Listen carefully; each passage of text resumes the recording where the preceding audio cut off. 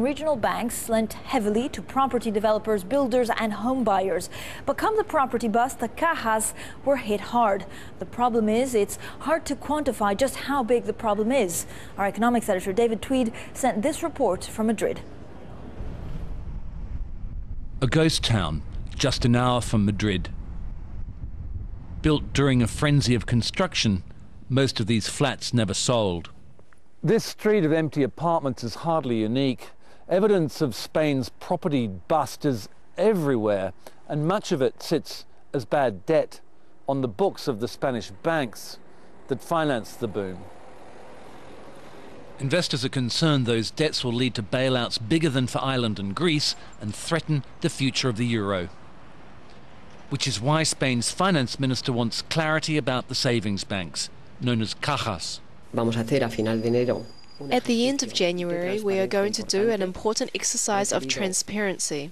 The Bank of Spain has requested to all Cajas to inform of their real estate exposures and how they have valued those real estate assets.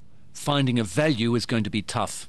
Fernando Acuna sells repossessed property on behalf of the banks. The house now, it's full of everything that was left by the family. Today we think that there are 100,000 properties repossessed by the banks that they are for sale, and this number will double, we think, all over the year in 2011. Obviously, every time they sell a house, if they are selling below the mortgage that they had, they are giving a loss.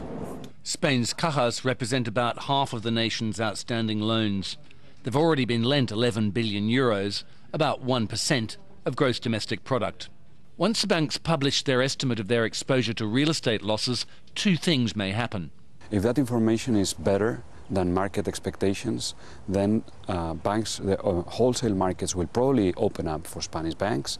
The situation of Spanish banks will be much better than it is right now, and probably the path for the sovereign will look rosier. However, if the information is worse than market expectations, wholesale markets will remain closed, Spanish banks will be in serious trouble, and so will the Spanish government.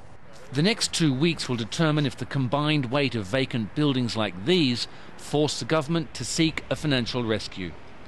David Tweed, Bloomberg, Cesena, Spain.